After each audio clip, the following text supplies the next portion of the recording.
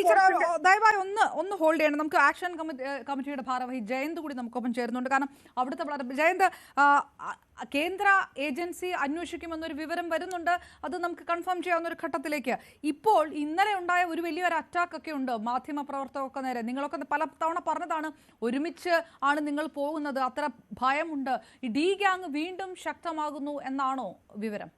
അല്ല മാഡം, മാധ്യമ പ്രവർത്തനം എന്ന് പറഞ്ഞെങ്കിൽ ഞാൻ ആദ്യമായിട്ടൊന്ന് പറയാം. കേരളത്തിൽ നിന്ന് വന്ന മാധ്യമ പ്രവർത്തകർ ആദ്യമേ ബൈചേട്ടൻ പറഞ്ഞുകൊണ്ടായിരുന്നു അറ്റാക്ക് ആയിക്കൊണ്ട് ഞങ്ങൾ ചെയ്തത്. അന്നും നമ്മളൊന്നും ഒത്തിരിയായിട്ട് വലിയ ഇതായിട്ട് സീരിയസ് ആയിട്ട് എടുത്തില്ലായിരുന്നു. രണ്ടാമത് വന്നിട്ട് ഏഷ്യാനെറ്റ് ന്യൂസിൽ ജോസ് ചേട്ടൻ വന്നായിരുന്നു. പുള്ളിക്കാരനെ കാരണം അറ്റാക്ക് ചെയ്യാനായിട്ട് പുറകെ വന്നു. അത് അവർക്ക് തന്നെ അറിയാം, നമ്മൾ പറയേണ്ട കാര്യമില്ല. എന്നാൽ ഇന്നലെ ഞാൻ പറഞ്ഞ രീതി കർണാടക സ്റ്റേറ്റിനകത്ത് എൻ്റെ മണ്ഡലത്തിൽ തന്നെ 6 സ്ഥലത്ത് എൻ്റെ മണ്ഡലം അറ്റാക്ക് ചെയ്തായിരുന്നു ഇവരൊക്കെ. എന്നാലും നമ്മൾ ഇതിനകത്തൊന്നും മുമ്പോട്ട് വന്നവരല്ലായിരുന്നു. എന്നാലും അവർക്കറിയാം ഇപ്പം ഇത് ചെയ്തുകൊണ്ടിരിക്കുന്ന പണി നിഷ്ഠാവന്ത ഓഫീസർ ഇപ്പം ചെയ്തുകൊണ്ടിരിക്കുന്നതാണ്, നല്ല പണി ചെയ്തുകൊണ്ടിരിക്കുന്നത്. അതുകൊണ്ട് മാത്രമേ ഇവർക്ക് ഇനി നിൽക്കാൻ പറ്റിയാലേ ഇവൻ്റെ ഏത് ധർമ്മസ്ഥല ക്ഷേത്രമുള്ളതെന്ന് പറഞ്ഞാൽ വലിയ മുതലാളി എന്ന് പറഞ്ഞല്ലോ, വലിയ റേപ്പൻ മർഡർ ചെയ്യുന്ന ഇവരൊക്കെ ജയിലിൽ പോകുമെന്ന് കൺഫേം ആയപ്പോൾ എങ്ങനെയാണെങ്കിലും നോക്കിയിട്ട് ഈ ഒരു ടീമിനെ മാറ്റാനുള്ള പരിപാടി ചെയ്തുകൊണ്ടിരിക്കുന്നത്. ഞാൻ പറഞ്ഞു എന്നെ വരുന്ന അല്ലെങ്കിൽ ഇവരെന്നെ ചെയ്യണം. എന്നെക്കാളും നല്ല ടീം ഇവരെന്ന് പറഞ്ഞ് ഇവർ നല്ല വർക്ക് ചെയ്തിട്ടുണ്ട്. എന്നെയൊക്കെ വന്ന് പറഞ്ഞ് എന്തായാലും എത്രയാണെങ്കിലും ഒരു ഗവൺമെന്റിന്റെ അടിയിൽ അണ്ടറിൽ ഇതെല്ലാം ടീമുകളുള്ളത്. അന്നേരം നമുക്ക് അതിനകത്ത് എന്താണെന്ന് അറിയാല, എന്താ ചെയ്യുന്നത് അറിയാല, കേസ് എങ്ങനെ പോകുന്ന ഒന്നും അറിയാൻ പറ്റില്ല.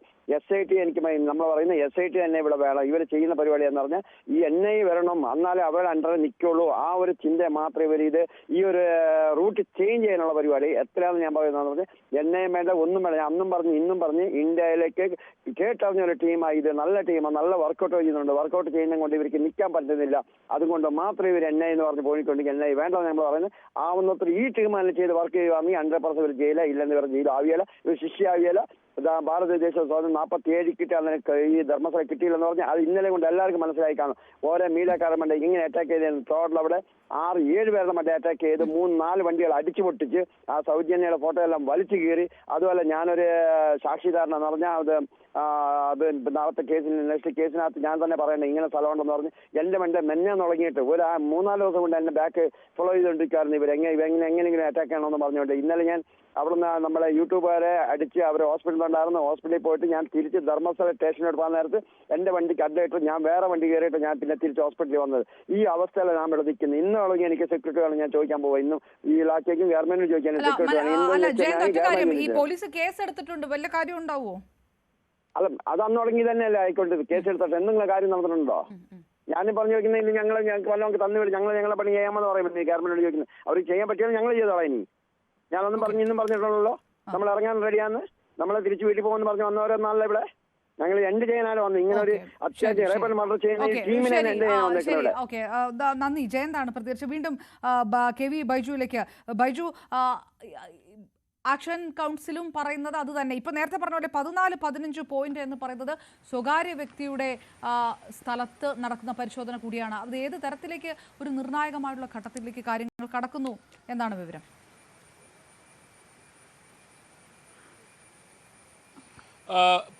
അത് എന്തായാലും 11:30 മാത്രമേ അപർണ നമുക്ക് മനസ്സിലാക്കാൻ സാധിക്കൂ. കാരണം SITയുടെ നീക്കങ്ങളെല്ലാം വളരെ അപ്രതീക്ഷിതമായാണ് അവരുണ്ടാവാറുള്ളത്. ഇന്നലെ തന്നെ നമ്മളിവിടെ ഈ 13 പോയിന്റിൽ ഇന്നലെ ഇത്തരത്തിൽ കൃത്യമായ ഈ പരിശോധനയ്ക്കായുള്ള നടപടികളൊക്കെ പുരോഗമിക്കുന്നതിനിടയിലാണ് വളരെ പെട്ടെന്ന് ഈ വനത്തിനകത്തേക്ക് പോകുന്ന ഒരു സാഹചര്യം ഉണ്ടായത്.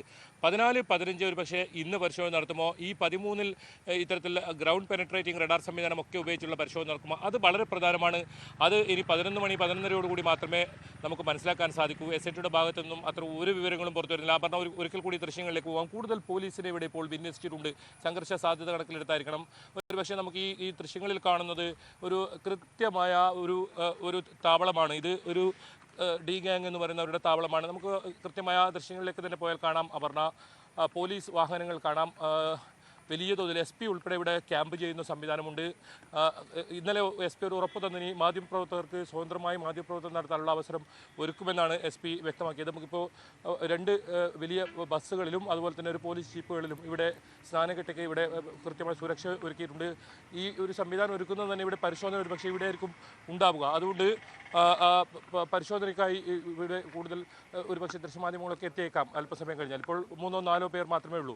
അതുകൊണ്ടായിരിക്കാം ഒരുപക്ഷെ കൂടുതൽ കൂടുതൽ പോലീസിനെ ഇങ്ങനെ വിന്യസിച്ചിട്ടുള്ളത്. ആ പോലീസ് സംവിധാനത്തോടു കൂടി ഇവിടെ പരിശോധന നടത്താനാണ്. നമുക്ക് ദൃശ്യങ്ങൾ കാണാം. ഇത് വളരെ പ്രധാനപ്പെട്ടൊരു സ്ഥലമാണ്. ഇവിടെയാണ് ഒരുപാട് ആളുകളെ ഇത്തരത്തിൽ തട്ടിക്കൊണ്ടുപോവുകയും ലോഡ്ജുകളിൽ മറ്റും നിൽക്കുന്ന എത്തിക്കുകയും ഈ കൊലപാതകം നടത്തുകയൊക്കെ ചെയ്ത സ്ഥലമാണ്. ഒരുപാട് തീരോധാന കേസുകൾ രജിസ്റ്റർ ചെയ്തത് ഇവിടെ നിന്നും ഇത്തരത്തിൽ കാണാതായി എന്ന് പറയുന്ന സ്ഥലമാണ്. ഇതിപ്പോൾ നമുക്ക് ദൃശ്യങ്ങൾ കൃത്യമായി കാണാം. ഇത് നേത്രാവതി ദേശീയപാതയാണ്. നേത്രാവതി പുഴയോട് ചേർന്ന് കിടക്കുന്ന സ്നാനഘട്ടയോട് ചേർന്ന് കിടക്കുന്ന പോയിന്റ് 13 എന്ന് പറയുന്ന സ്ഥലമാണ്.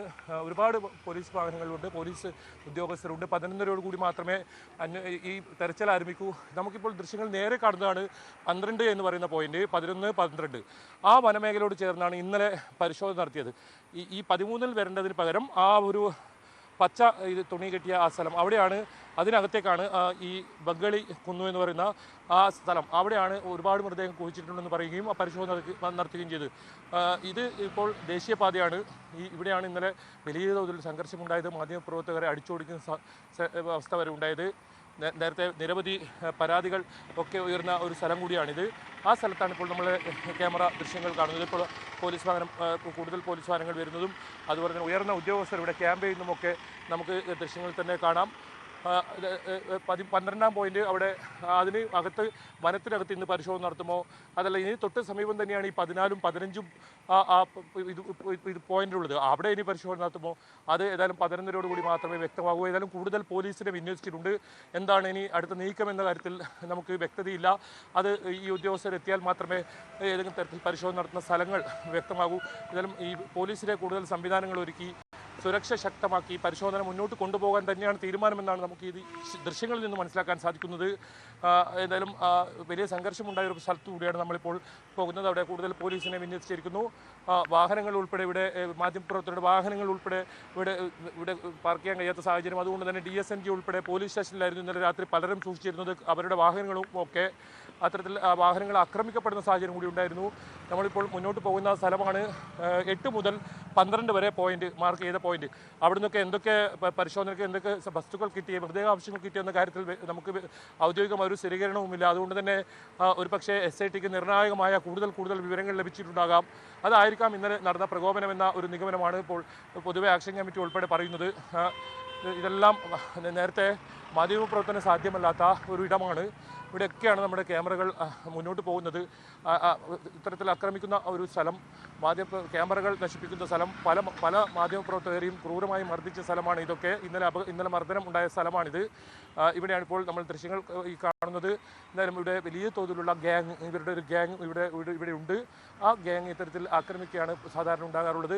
എന്തായാലും ഇപ്പോൾ ഞാൻ നിൽക്കുന്ന ഈ സ്ഥലം ഇത് വളരെ പ്രധാനപ്പെട്ട സ്ഥലമാണ്. നേത്രാവതി പുഴയുടെ സ്നാനഘട്ട എന്ന് പറയുന്ന ഒരുപാട് തീർത്ഥാടകർ എത്തുന്ന സ്ഥലമാണ്. ഈ തീർത്ഥാടന കേന്ദ്രീകരിച്ചാണ് ഇത്തരത്തിലുള്ള പ്രവർത്തനം എന്നതാണ് ഏറ്റവും എടുത്തു പറയേണ്ടത്. ഏതായാലും ഇത് അന്താരാഷ്ട്ര തലത്തിൽ ഈ വിഷയം വലിയ തോതിൽ ചർച്ചയായ സ്ഥിതിക്കാണ് ഇതിപ്പോൾ കേന്ദ്ര സർക്കാർ ഇത്തരത്തിലുള്ള അന്വേഷണവുമായി മുന്നോട്ട് പോകാൻ തീരുമാനിക്കുന്നതെന്നാണ് മനസ്സിലാക്കാൻ സാധിക്കുന്നത്. ഏത് യൂണിറ്റ് ആയിരിക്കും അന്വേഷിക്കുക, SIT ഈ അന്വേഷണം എപ്പോഴായിരിക്കും കൈമാറുക, അതെല്ലാം ഇനി വരും ദിവസങ്ങളിൽ മാത്രമേ അറിയൂ. ഏതായാലും അല്പസമയത്തിന് ഇത് ഏത് ഏജൻസി ആണിപ്പോൾ അന്വേഷിക്കുന്ന കാര്യത്തിൽ നമുക്ക് ഒരു വിവരം ലഭിച്ചേക്കാം. പക്ഷേ ഇപ്പോൾ നിലവിൽ ഈ കേന്ദ്ര സേന ഇത് കേന്ദ്ര സർക്കാർ ഏറ്റെടുക്കുന്നു. ഒരു പക്ഷേ അപ്പോൾ സുരക്ഷ കൂടുതൽ ഇവിടെ ഏർപ്പെടുത്തിയേക്കാം. ഈ പരിശോധന നടക്കുമ്പോഴൊക്കെ ഇനി ഒരുപാട് ഇടങ്ങളിൽ പരിശോധന നടത്താനുണ്ട്. ഈ ശുചീകരണ തൊഴിലാളിയുടെ മൊഴിയുടെ അടിസ്ഥാനത്തിൽ ഈ സംഘം പരിശോധന നടത്തുമ്പോൾ ഏത് രീതിയിലായിരിക്കും പരിശോധന നടത്തുക, പുതിയൊരു ഏജൻസി അന്വേഷിക്കാൻ വന്നാൽ അതെല്ലാം അറിയാനുണ്ട്. എന്തായാലും അത് ഇനി കാത്തിരുന്ന് കാണേണ്ടി വരും. SIT ഇതുവരെ നടത്തിയ അന്വേഷണവുമായി ബന്ധപ്പെട്ട പുരോഗതി അത് ഇതുവരെ വിശദാംശങ്ങൾ പുറത്തുവിടാൻ തയ്യാറായിട്ടില്ല. അത് എന്തൊക്കെ ഞെട്ടിപ്പിക്കുന്ന വസ്തുതകളുണ്ട്. ഒരുപാട് വിവരങ്ങൾ നമ്മൾ അനൗദ്യോഗികമായി നമ്മൾ പുറത്തുവിട്ടിട്ടുണ്ട്. അതൊക്കെ SITയുടെ ഭാഗത്തു നിന്നും ഔദ്യോഗിക സ്ഥിരീകരണമായി വരേണ്ടതുണ്ട്. DGP ഇന്നലെ ഇവിടെ ഉണ്ടായിരുന്നു. DGP ഉണ്ടാകുമ്പോഴായിരുന്നു ഈ സംഘർഷം ഒക്കെ ഉണ്ടായത്. DGPയുടെ മൂക്കിന് താഴെയാണ് ഇന്നലെ മാധ്യമപ്രവർത്തകർക്ക് ക്രൂരമർദ്ദനം ഏൽക്കേണ്ടി വന്നത്. ഈ നേരത്തെ ആക്ഷൻ കമ്മിറ്റി ജയന്ത് സൂചിപ്പിച്ചതുപോലെ അവർക്ക് നേരുള്ള അറ്റാക്ക് ഇന്നലെ ഉണ്ടായി. അവരുടെ വാഹനങ്ങൾ തകർക്കുന്ന സാഹചര്യം ഉണ്ടായി. നമ്മൾ ആ സ്ഥലത്തിലൊക്കെ ഇന്നലെ രാത്രി തത്സമയം ദൃശ്യങ്ങൾ പകർത്തുന്നതാണ്, വാർത്ത റിപ്പോർട്ട് ചെയ്തതാണ്. ഏതായാലും ഇന്നത്തെ ഒരു ദിവസം ഇന്നത്തെ പരിശോധന എവിടെയായിരിക്കും അത് വളരെ നിർണായകമാണ്. ഒരു പക്ഷേ 14-ഉം 15-ഉം വളരെ പ്രധാനപ്പെട്ട ആ പോയിന്റിൽ പരിശോധന ഉണ്ടാകുമോ? എന്തായാലും അവർ അത് കുറച്ചുകൂടി കാത്തിരിക്കേണ്ടി വരും. SITയുടെ കാര്യത്തിൽ നമുക്ക് ഒരു നിഗമനത്തിലേക്ക് എത്താൻ സാധിക്കില്ല. അവർ വളരെ പെട്ടെന്നാണ് അവരുടെ നീക്കങ്ങൾ മാറ്റുക. അത്തരത്തിൽ തിരച്ചിൽ മറ്റിടങ്ങളിലേക്ക് വ്യാപിക്കുകയൊക്കെ ചെയ്യൽ. ഏതായാലും അത് ഇനി 11:30 കൂടിയായിരിക്കും ഈ സംഘം ഇവിടെ എത്തുക. Aparna. Yes, K V Baiju ആണ്. ഏതായാലും കൂടുതൽ പോലീസിനെ സജ്ജീകരിച്ചിരിക്കുന്നു എന്നുള്ള കാര്യം വ്യക്തമാണ്. കഴിഞ്ഞ ദിവസം ഉണ്ടായ ആക്രമണങ്ങളുടെ കൂടെ പശ്ചാത്തലത്തിൽ കൂടിയാണ്. അതിനിടയിലാണ് ഏറ്റവും നിർണായകമായിട്ടുള്ള വിവരം വരുന്നത്. കേന്ദ്ര ഏജൻസി ഇതിനകത്ത് ഇടപെടുന്നു എന്നുള്ള കാര്യം, അതിന്റെ ATS അന്വേഷിക്കുമെന്നുള്ള വിവരമാണ് ഇപ്പോൾ ലഭ്യമാവുന്നത്. കൂടുതൽ വിവരങ്ങൾ ഏതായാലും വരും മണിക്കൂറുകളിൽ നൽകാം. തത്സമയ റിപ്പോർട്ടാണ് സ്നാനഘട്ടയിൽ നിന്ന് കെ വി ബൈജു നൽകിയത്. മറ്റ് പ്രധാനപ്പെട്ട